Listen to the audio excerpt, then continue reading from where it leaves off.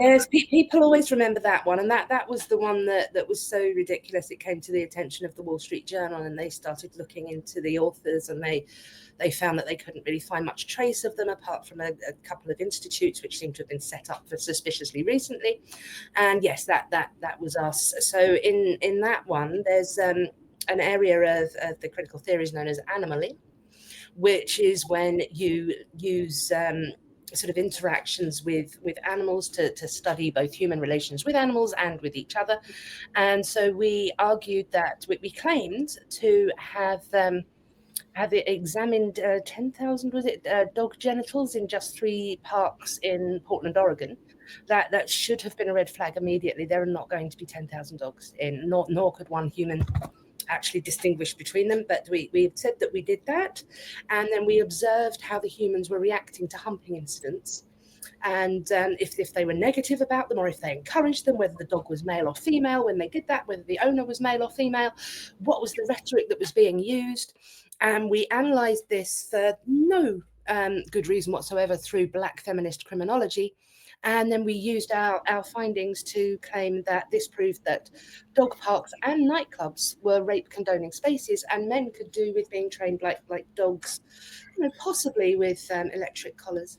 Buy my novel, Escape from the Village, from major booksellers online. Go to escapevillage.com. Subscribe to the Substack. Go to fountainheadforum.substack.com. Support the forum. Go to buymeacoffee.com/fountainheadforum. Thank you. Welcome to the party, pal. This is Fountainhead Forum 319, and I've got Helen Pluckrose on here. I've been wanting to get her on here for quite a while to talk about the grievance studies affair. This was a rather hilarious, we'll call it a prank, maybe, in which she, James, Lindsay, and Peter Boghossian submitted papers to various academic journals and got them published. And this is a very funny story, but also kind of sad in a way. So we're going to talk about that for the next hour. So how are you, Helen? Yeah, I am very well. For the first day in quite a long time, I am very well. My brain works, and it's wonderful. Yes, that's good. It's well, and you're over in Britain right now. You said you're by the sea, so I am on the coast of Suffolk. It can be really beautiful over there. I've been to Southern Ireland, which is just amazing. I don't know if Britain's probably similar, but yeah, I've heard it is though. Well, so anyway, walking around here, the cottages, you try and guess which century they were built in by how tall the doors are. That sounds like a fun game to play.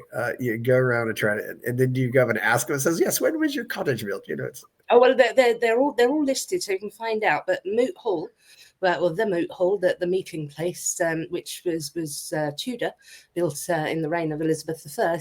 The door only comes up to my shoulder. We just don't have things that are that old in America. Or at least not as old as they are in Britain. I mean,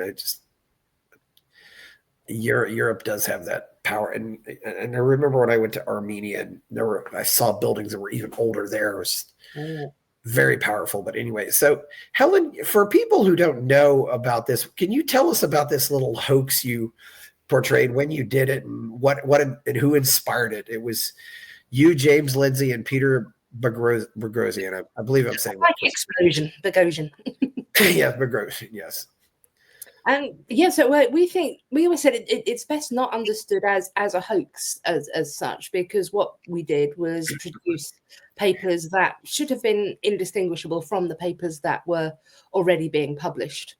So we weren't trying to trick them into accepting something they wouldn't normally accept.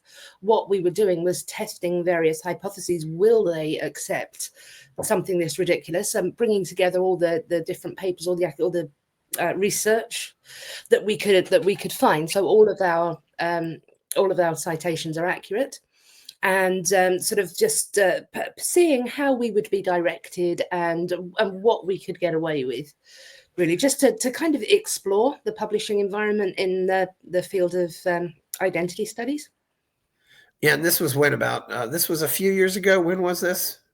Well, it was over 2017 to 2018 that we were doing it. We intended to continue for a few more months, but we were spotted. And we'd said that if anybody asked us directly, is this a hoax or are you genuine? We would say no, we're not. And the Wall Street Journal asked us that question. And I believe one of your submissions was even taking a part out of Mein Kampf. Is that correct? Yes, I think it's important not to read too much into that one. The idea of that one was that we would take a chunk of text, we would change some keywords so that it was more sort of aimed at men as a sort of contaminant in society, and then we would sort of find a theory that could sort of introduce it and conclude it, and just generally keep the tone the same. So if you read it, that the journal didn't publish anything that called for the extermination of either Jews or men. But if you look at the language of it, we ran it through a kind of software at the time that was available. It was a psychological testing software where you put some writing in there and it tells you what kind of person this is. So we put Hitler's voice through there, and then we ran our own piece through it to make sure that we had maintained the same tone, and we had. And it essentially was a test for us to see if we could make the theory fit almost anything if we wanted it to. Yeah, that's pretty. So you just took out Jews and put in men, is what you're saying? Yes, but we also we also put in an introduction to it, which was sort of based in second wave radical feminism more than anything else. I've heard people say that Mein Kampf is a lot more tame in English than it is in the original German. I don't know if you tested that theory out. It might be interesting to see if you took the original and submitted it to it. But if you don't speak German, you can't really do that. So, well, Peter does. I might get him to that. Yeah, that would be very, very interesting. So these are academic journals.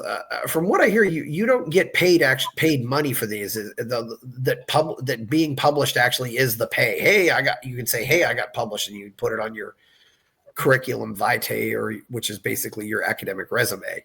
Yeah, the understanding is that as an academic, your institution is paying you, and then there's an expectation that you will make your research available. Yeah, it's and there's, I don't know if it applies to England as much, but you hear the cliche publish or perish, that if you don't get enough stuff published, it's you may not have a job. You may lose out, on promotions or your job compared to people who do get published more often. And I think to a certain extent that's fair enough. This is the product of what academics are doing. But of course, when it then puts pressure on people to publish almost anything, even if they are in a stage of research where it is not ready to be published, then we come up with a problem. Yeah. Most of these journals they're just really in other college libraries, and that's about the only people who read them, right? I mean, they don't really get out to the general public. Well, to a certain extent, they do. So we targeted journals that were responsible for putting out a lot of the ideas that we were critical of. So, for example, Hypatia, the leading feminist philosophy journal, has a lot of stuff, from Robin DiAngelo. They cite her a significant degree. The intersectional feminists, the sort of queer feminists, a lot of them are publishing in there. And when people sort of responded to us saying, well, this is just some fringe journal and we can get rid of it, and I said, well, that is precisely what we're hoping that you'll do.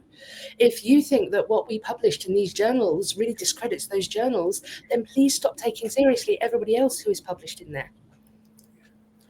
True. Yeah. Where do how do these? So they don't pay the writers. So who usually pays for these journals? Is it just the college libraries buy them, and that's where their funding is? Or I don't actually know how academic publishing funding works. Jim probably does. He did the technical stuff. I was mostly involved in the theory. Yeah, I've not spent that much time reading academic journals, but I know one difference, of course, is they're sometimes a paper, it'll be half the article and half of it'll be footnotes and stuff like that. There's always they're very sometimes, but there's always citing of sources in there, even if you paraphrase something, if it's an idea you got from something else, you have to cite it somewhere.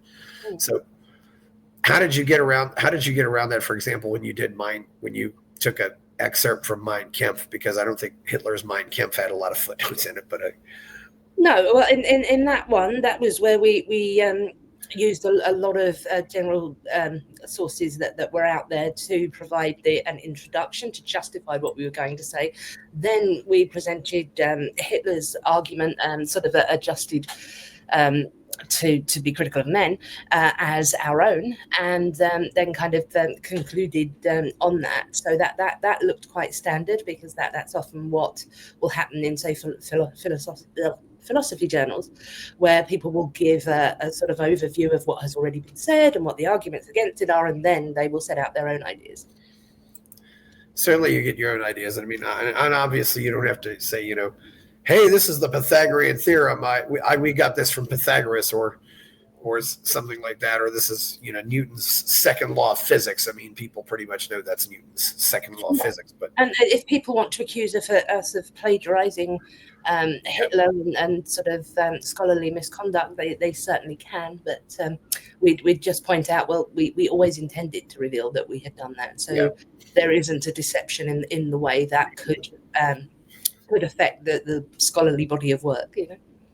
Can you tell us about the dog park paper? That seems to be one of the funniest ones I hear about. I know James Lindsay likes to talk about that one. Yes, people always remember that one, and that was the one that was so ridiculous. It came to the attention of the Wall Street Journal, and they started looking into the authors, and they found that they couldn't really find much trace of them, apart from a couple of institutes which seem to have been set up for suspiciously recently. And yes, that was us. So in that one, there's an area of the critical theories known as anomaly, which is when you use sort of interactions with animals to study both human relations with animals and with each other.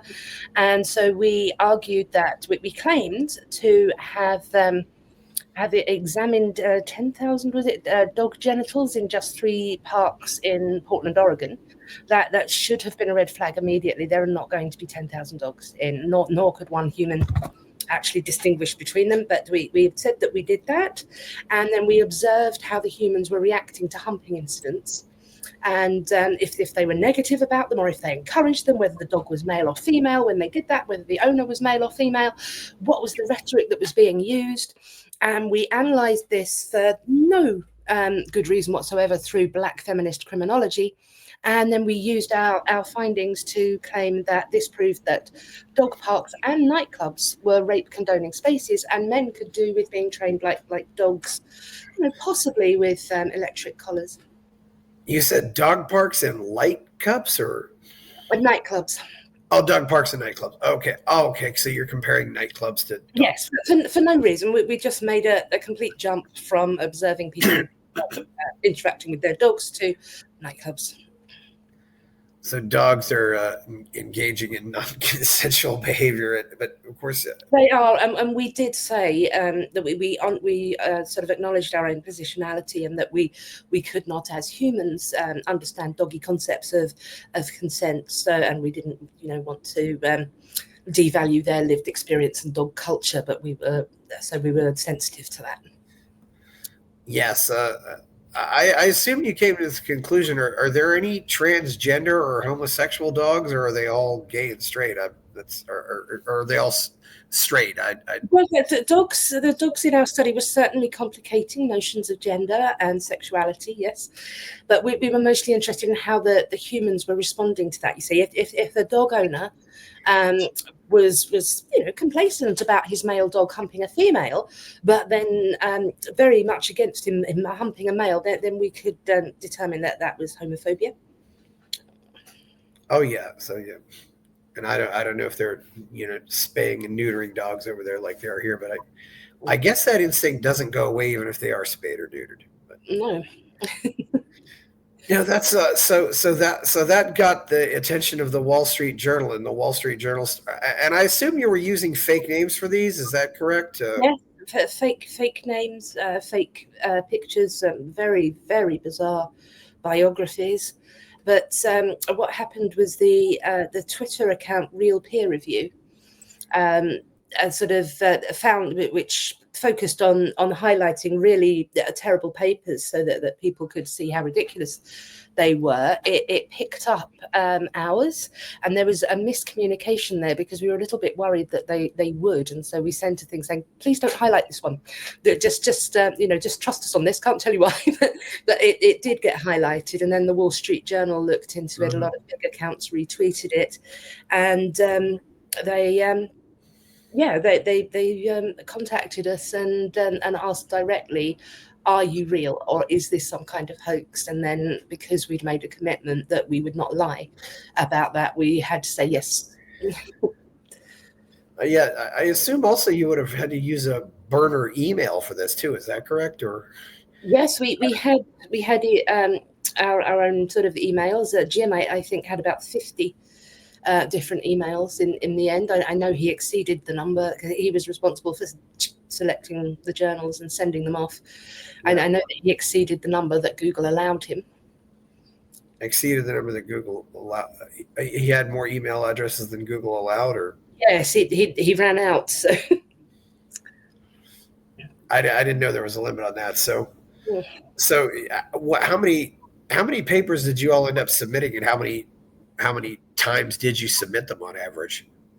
We had 21 papers, I think, in the end, and the early ones were kind of experimental, and they weren't very good. And so 7 of them we retired as unworkable. 7 of them were either published or accepted to be published, and 7 of them were under revise and resubmit, which is essentially, yes, we do want to publish this, but it needs some alterations. And 5 of those, I mean, that doesn't mean it's necessarily accepted, but 5 of them were looking to be published in the near future. We only had to make a few tweaks to them. So yes, I would say that at least I can't even add up now. What's 7 plus 5? 12, at least 12, and possibly 14 would have gone in.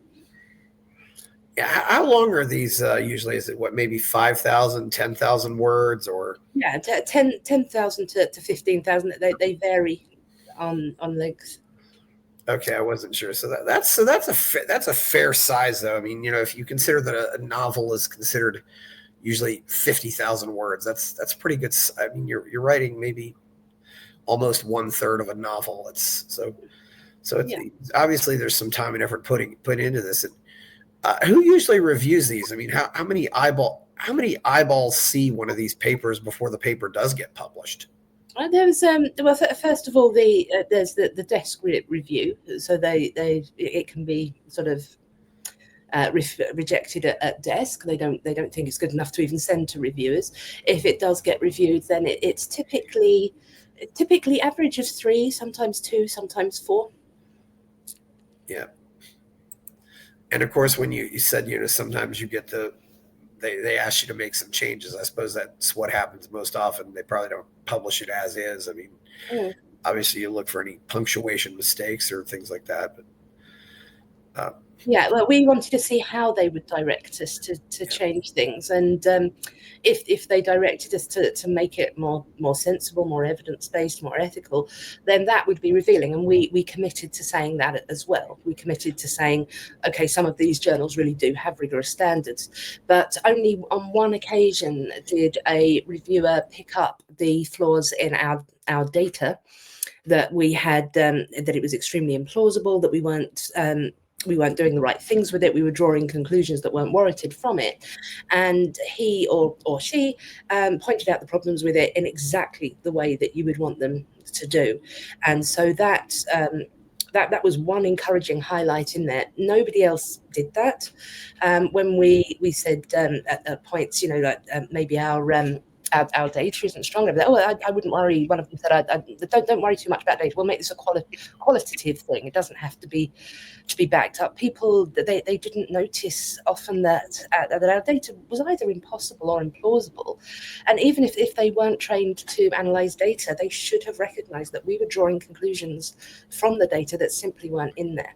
So a lot of people criticized us for using fake data, as though we had just fabricated data, and the arguments that we made would have been perfectly reasonable if our data had been accurate.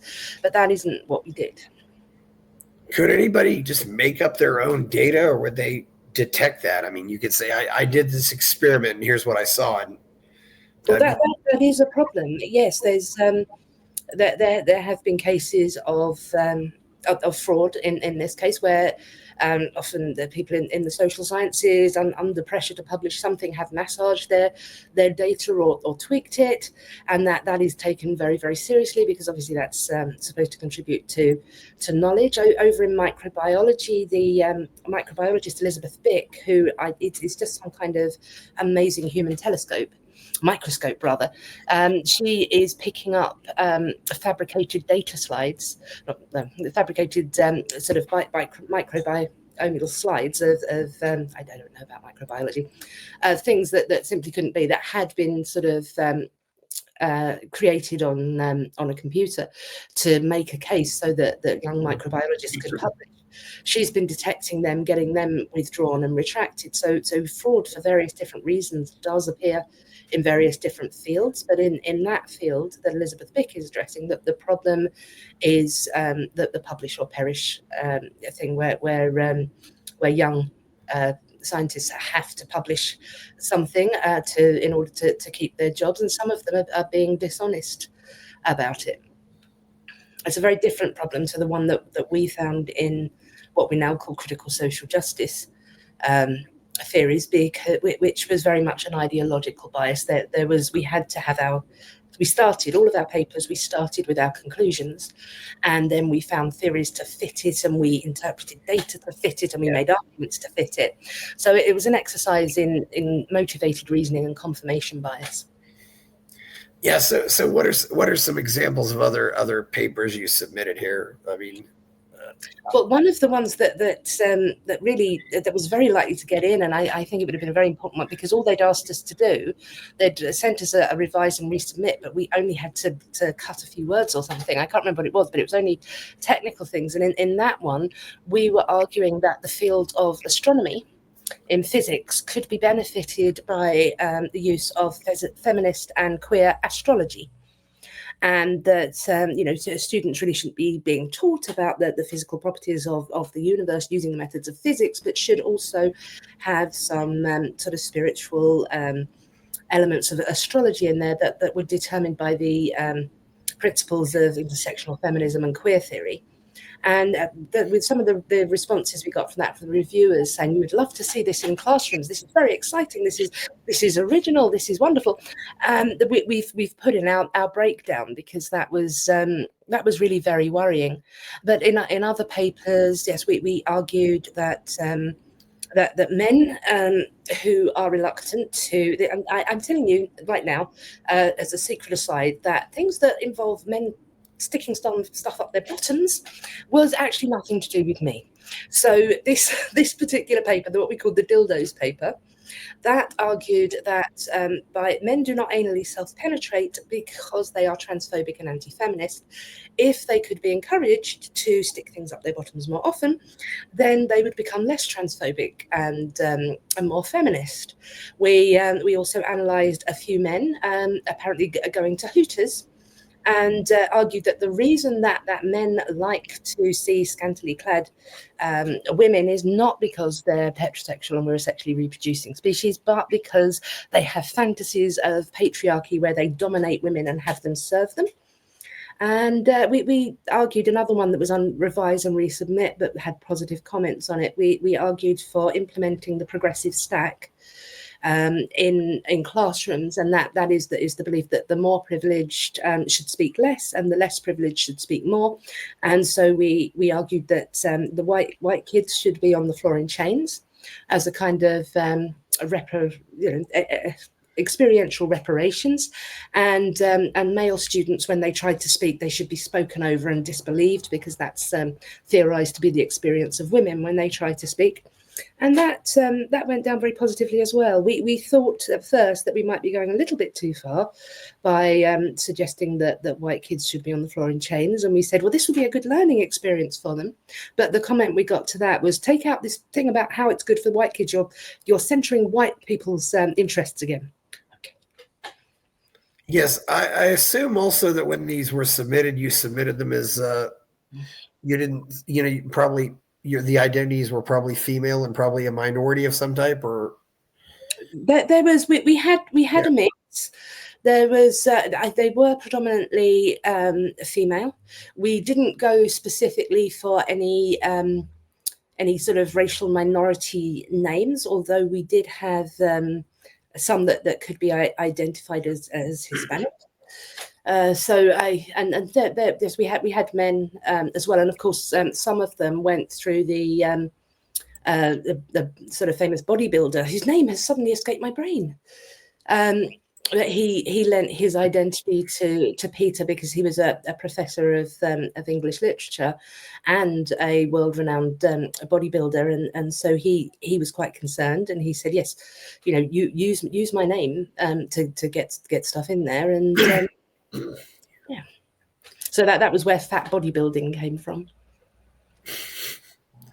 This is so fun. So what was the reaction from your colleagues or other people when this came out? I mean, the Wall Street Journal figured it out, and then you said, yes, we did all this. So what's been your reaction since then?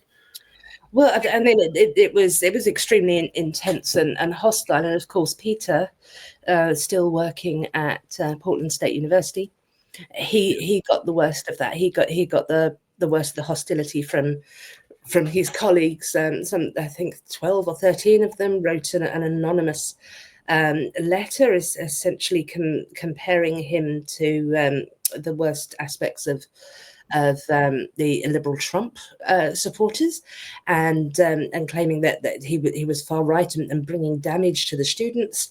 He found feces smeared on his door, pictures of him with Nazi swastikas posted on them were there. One time a man followed him into the bathroom and threatened him, and Pete, as he always does, said, well, let's talk about this. And he said, I don't want to talk to you, I want to hurt you.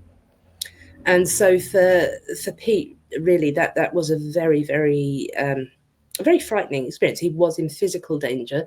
He was also in a lot of psychological danger, because people were making accusations against him and trying to make sort of Title IX reports against him for ridiculous things. I think on one occasion, a pregnant student had said that she might have difficulty sitting upright for an exam, and he offered her a written exercise instead, and she complained that he'd discriminated against her because she was pregnant, and it was really very frightening for him. At one point, somebody was accusing him of beating his wife and children, and so I'm surprised Peter's still standing, to be honest. Yeah, in Portland, Oregon, I mean, that town is about as bad as any place in the USA. It's absolutely horrible. I've never heard of this. I've never heard of this pregnancy. I would think the left would probably consider, a pregnant person to be part of the bad side. I mean, women aren't, because as far as they're concerned, women aren't supposed to have babies. That's giving into the patriarchy, because that's a very fringe view of second wave feminists, that the kind of radical feminists who are now generally considered TERFs, and who oppose the sort of queer development. This idea that, of course, a lot of feminists have the view that women shouldn't have to have children, that we're still under a lot of pressure to have them, but there hasn't been a kind of moral imperative for women not to have children, apart from within some lesbian separatists or really radical groups. Yes. Yeah, because men are all men are all evil and all this stuff. Helen, I assume is Britain as bad or worse than America? I mean, it's different because yeah. since 2020, when the George Floyd died and the Black Lives Matter protests came up, I've been running. I had Counterweight, my organization, because hundreds of people were SOSing me, saying my company is doing these new policies, these new training programs, and it's really illiberal. And I don't want to say that I'm not. I don't believe all white people are racist. I don't want to say that I think I have a gender identity, but I'm being forced to say this. What can I do? So we set up an organization which was sort of dealing with about 100 cases a month. And we had thousands more in the Discord server. And we were sort of moving them into sort of groups by which country they came from, what kind of problem they were facing, what field they were in. And so in the US, it was overwhelmingly on race. It was the critical theories of race, particularly the Robin DiAngelo approach, where all white people are racist and they need to dismantle that. Yes. Second to that was the queer issue. That was kind of a close second. Canada had a particular focus on Indigenous issues and trans issues, with race making a third for that.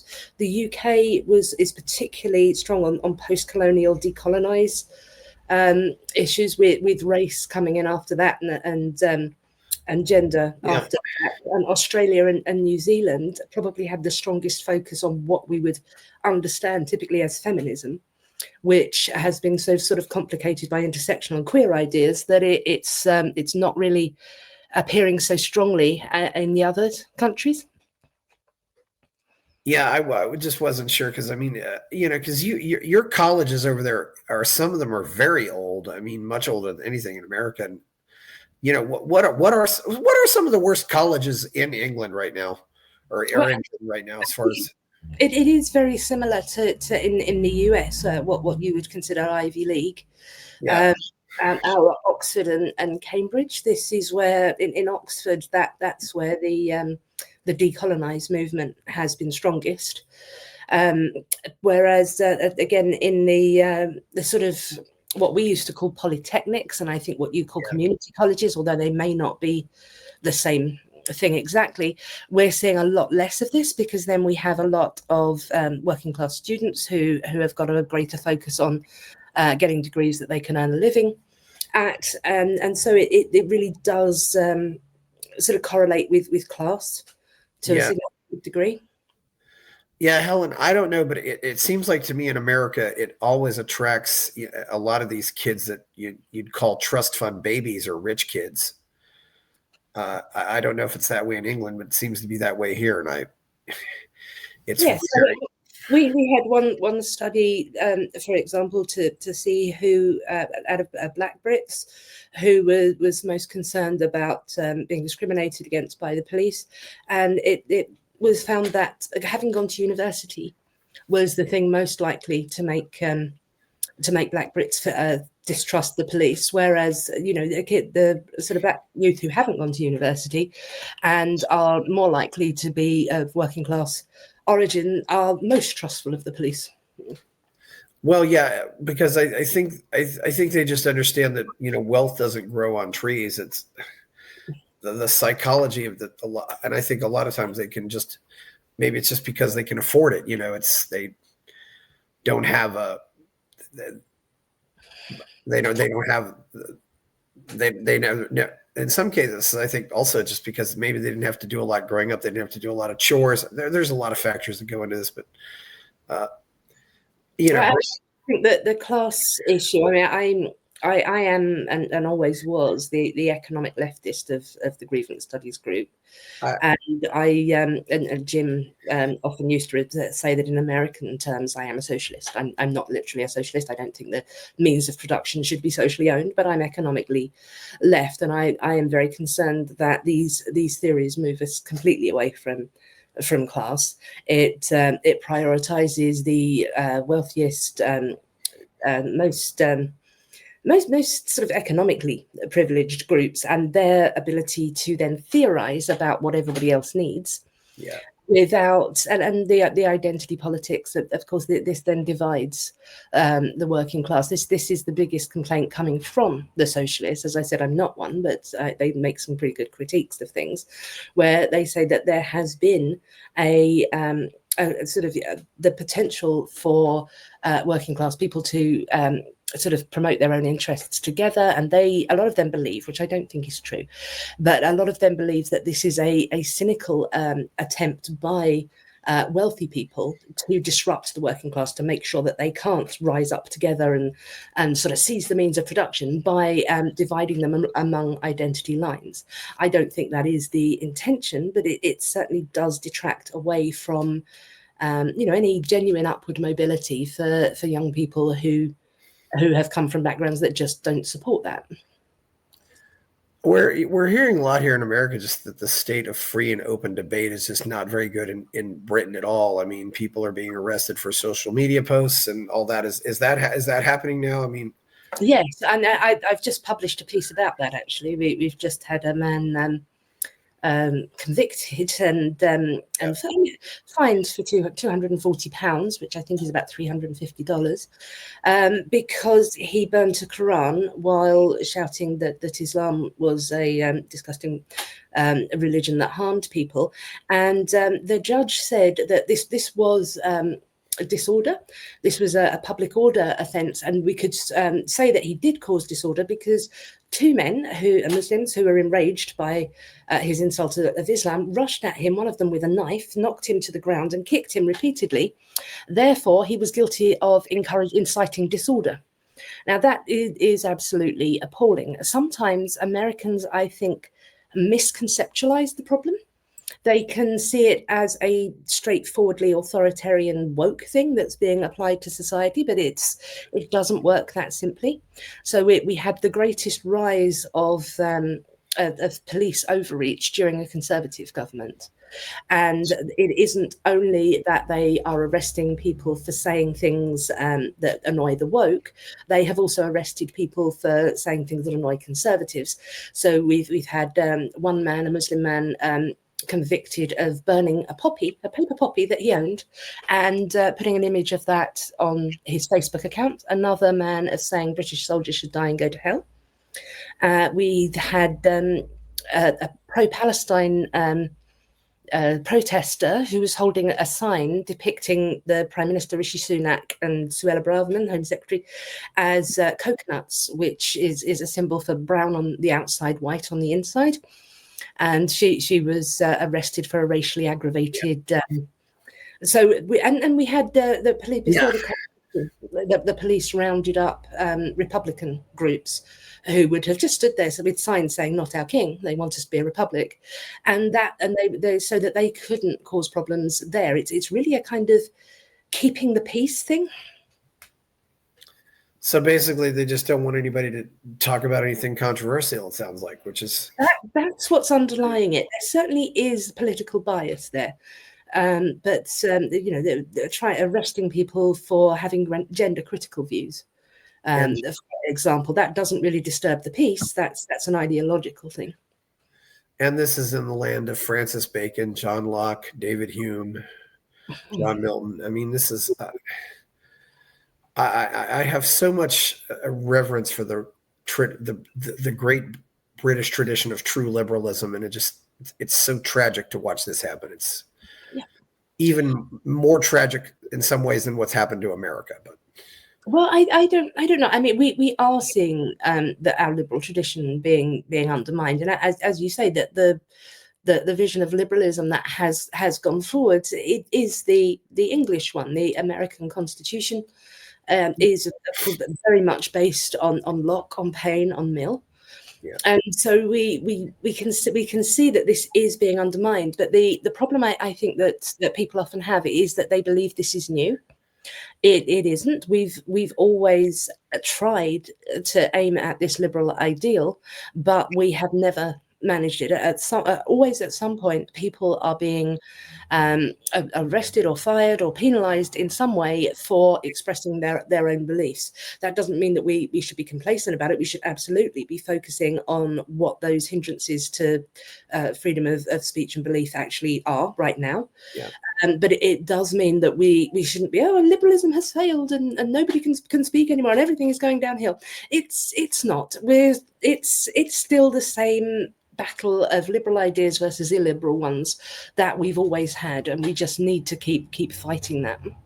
Yeah, and I will point out too, I'm also a huge fan of Algernon Sidney, although he's not as well known as some of the others. I like him better than Locke, but yeah, I do. Yeah, and there's also this, but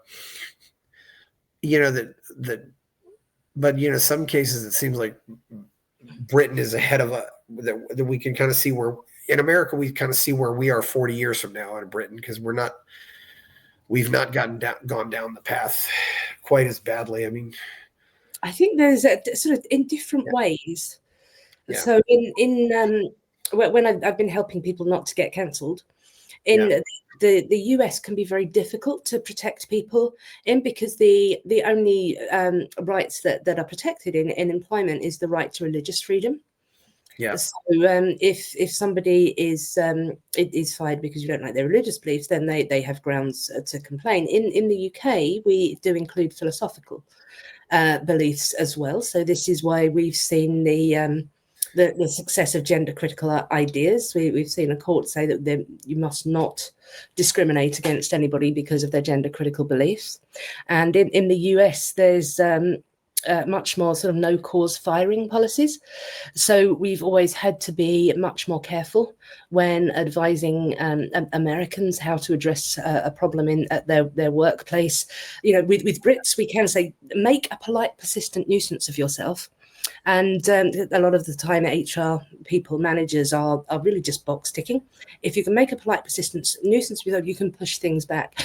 We're much more wary of saying that to Americans, because they can just get fired, and their employer often doesn't have to give a reason for this. So I wouldn't say that the experience of the average person is that their speech is particularly more curtailed in either the US or the UK. It's what those penalties are. We do have some state overreach, which you don't have.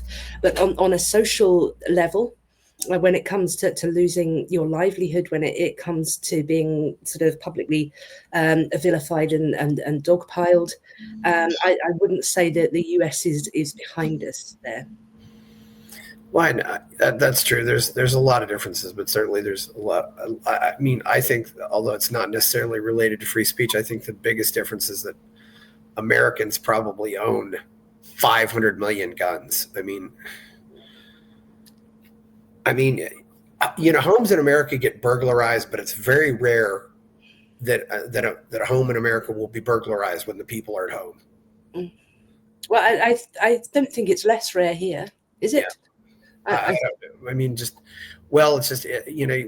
don't know if something like, some of the rape gangs that we hear about that never get prosecuted and stuff like that, which seems to be, another thing in the name of political correctness that we have to just say it's okay.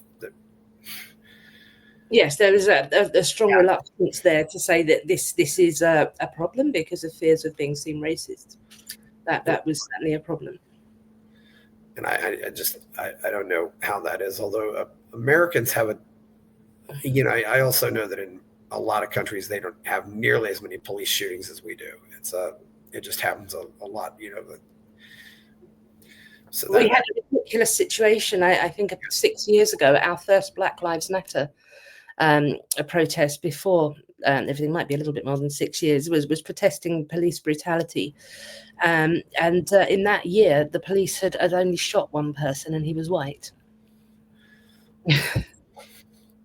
Yeah, that's the thing. If a police officer either accidentally or purposely kills an African American, it's all over the news. But if they kill then sometimes it can be a black police officer killing a white person, and nobody cares. It's so wild. Yeah. So, and what narratives we're going into. I mean, I am quite concerned about, in another way, about freedom of speech in the US.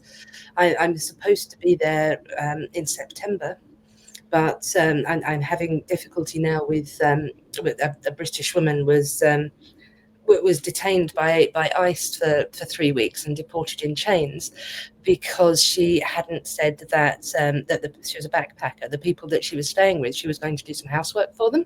Yes. Return for her lodgings, and they said, well, that's a work visa. Now this means that when I go to a conference now, if they pay for my travel and my accommodation, I am going to need to have this work visa, and this work visa, it costs £200, and it takes weeks to get it, and you have to have an interview with the American embassy. So the American embassy just can't handle this. It can't possibly see everybody who wants to go to a conference in America. So people are then having to choose between whether they are going to just go on their normal visa, and or whether they're going to miss out on conferences. So this one that I was going to go to has been put off from the end of this month to September. So I've got a decent chance of making it, and there are warnings to people across Europe with visiting the US to remove the apps from your phone. Perhaps take a burner phone with you, because at customs people are being asked to open their phones to let people look at their private messaging, and some people have been turned away. So we've had a French scientist turned away. Somebody else has just reported that he's not been allowed into the US. And this is something that America has done, which a lot of other countries don't. When you're applying for a visa there, they ask you to put your social media accounts into it so that they can check you out. So I'm a little bit worried about this, because my surname is weird. I can remove all the apps from my phone so that nobody can see any private messaging, but I'm quite public, and I will deactivate my Twitter accounts and my social media accounts so nobody can see what my political views are. Yeah. But I have written and published pieces which are critical of the current president. So I am a little bit worried about whether I'm going to be allowed in or not. This is tough for me, because I really do consider, because it's such a convoluted system, and you'll have one bureaucrat tell you one thing and another bureaucrat tell you something else. And, you'll get on before you get on the plane, someone will say, yeah, you can come in. And then when you arrive at the new airport in New York, they'll say, no, you can't come in. It's so, and the danger nowadays too is, the best case scenario often is you just get turned away and just say, go back to, take the next plane back home. Because in America, because we've made it a business now in America to incarcerate these people. Yes. I mean, you'll just get arrested and you'll go to some camp for 3 months, and and I don't want to see that happen to anybody in there. And that is a totally different thing. Yes, I mean, and this is why there are warnings at the moment. One middle-aged man in Derbyshire found that his own rose tattoo was on a database for a Mexican, I think, or a sort of gangs in the US system, and he was to be, if he was picked up, he was to be arrested and detained and potentially moved to a prison in El Salvador. And he was supposed to be going to Miami for a holiday that year, and he obviously can't go, but we also need to remove this from there, because due process isn't really happening with people. I wouldn't prove that he was a normal middle-aged dad from Derbyshire who just happened to have a tattoo with roses on it, so that's, I've always been very, very critical, of course, as everybody knows, of the authoritarianism on the left, but I'm sort of really sort of supporting and working with ethical conservatives now who are looking at the overreach and sort of denial of civil liberties from the Trump administration. And that's the difference. If we don't let you into America, we're still saying, okay, you can go to other 200 countries if you want. We're not going to deprive you of your liberty and your property. Whereas if you incarcerate somebody, you're entitled. Then there has to be some due process here. But there's not. I'm still a little worried. If Americans don't care.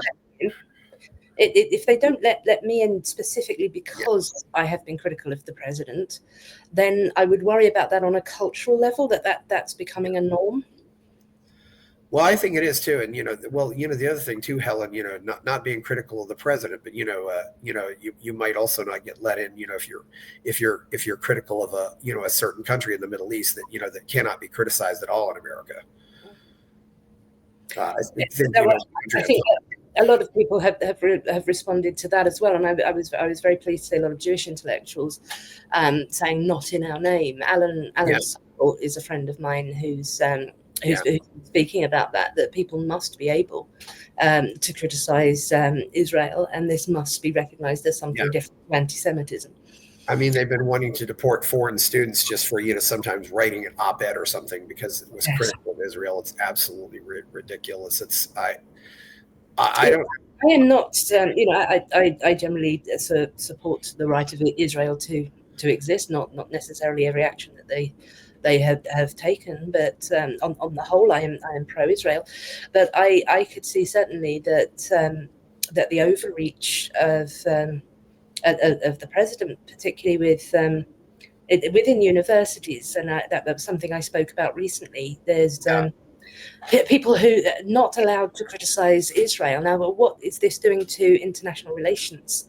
Academics and students, and they were also not allowed to talk about gender, as though it's something different to biological sex. This meant that a lot of scientists who had been studying research into gender dysphoria, usually often from a critical standpoint, to say this is being handled badly, no longer had that data because universities are taking it all down, not allowed to say the various words related to race.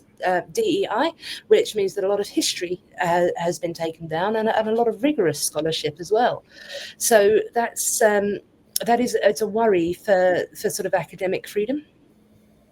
And of course, it's not going to solve the problem, because what will happen is the academics who are true believers in the real critical social justice, not international relations or history, are going to just bunker down. They're going to hide their ideas for 4 years. A lot of sympathy is going to grow for them in that time. And if the Democrats succeed in getting in next time, we could see a really massive backlash of woke. I don't know what's going to happen if the Democrats get back in. It's we have a different system here. The president can be in one party and the Congress can be, another party. It's not like that in England. But it also seems like to me there's but I don't know if it makes much of a difference either, because the other difference though is most countries do not. I mean, we basically have one party here. It's the two parties say they're the same, and they work so hard to keep out any other third parties. It's really hard to say. We had very much the same system, but recently people have become so disillusioned with the Tories, both people on the left and people to the right of the Tories, that we've actually seen reform just take a massive leap through the polls, and that's quite worrying to me. Not that they're not addressing some issues that need to be addressed, but because they have absolutely no experience, nor have they given any evidence, any reason to believe that they can address matters of policy required to run a country. True. Yeah. I should get back to the academia. How do you think academia can be fixed? I mean, or can it be fixed, or should you just let it destroy itself? And it can definitely be fixed, and it will need to be fixed. You're not going to find a better system than universities, which are essentially just a building for bringing different kinds of scholars together to collaborate or peer review, which is really the only way that we can evaluate anything. If you destroyed all universities and humans then started wanting to research in collaboration with each other, you'd build universities again. So what we need to do is change the methods of them. To a lot of people are saying a bit naively, well, if we just bust the whole DEI thing and we don't allow that, then the universities will recover. Well, no, they won't, because this has kind of infiltrated administration. It's causing problems at all levels. But there are two ways to go about that. If you've got authoritarian critical social justice ideas, you can either ban the critical social justice ideas, which is a mistake, because then we can't get at them. We We can't defeat them. We can't get rid of them.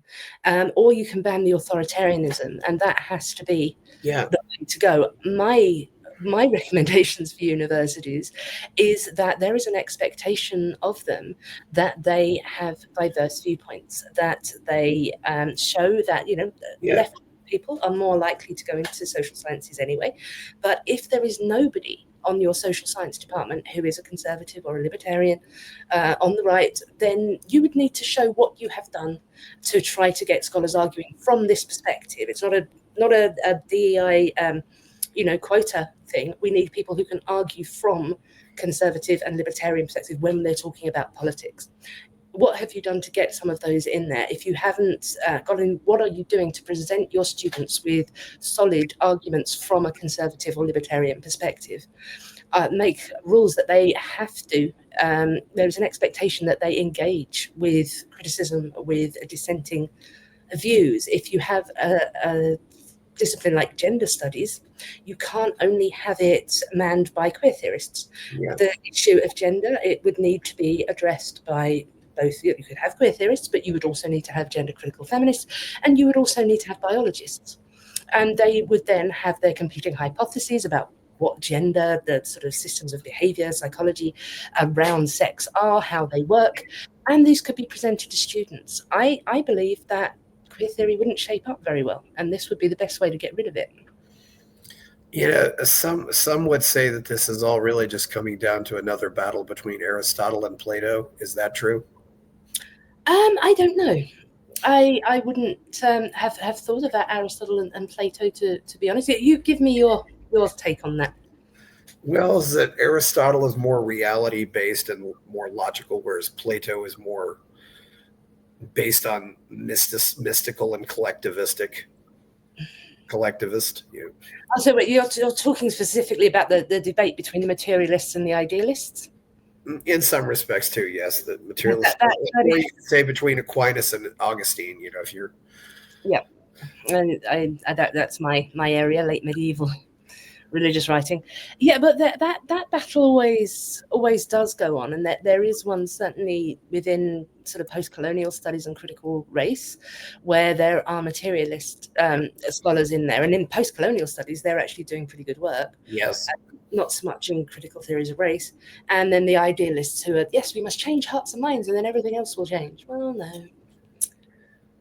Yeah, and it seems like to me that some of this criticism just comes from the fact that Britain and America have been a force for good. I mean, Britain said, we're going to end slavery here. It's going to be illegal. We're not allowing it. And they go out and, in some cases, attack these slave ships. Before Britain got to India, they were setting widows on fire when their husbands died. And then Britain said, no, we're not allowing this. And so it's like, it seems as though the West slavery has existed everywhere, but the West gets blamed for it. And it's the only place that really tried to say, no, this is wrong. We're ending it. But this is the way that the critical social justice movement essentially works. It takes a movement. I would say that the thing that created that positive development, that recognition that everybody had equal rights to life, liberty, the pursuit of happiness, was the liberal tradition. And what the queer theorists and sort of post-colonial theorists and the other tend to do is they come in at a point where liberalism was starting to work on this. They can say, there was America doing this all men are created equal thing while having slaves. Yes, but having that's obviously a serious contradiction there. But it was having that principle that enabled Americans to realize that dream, to say, well, this isn't right, is it? And to actually make changes along those lines. The same in studies of sexuality. The queer theorists, for example, will look at the late 19th century, where liberal and empirical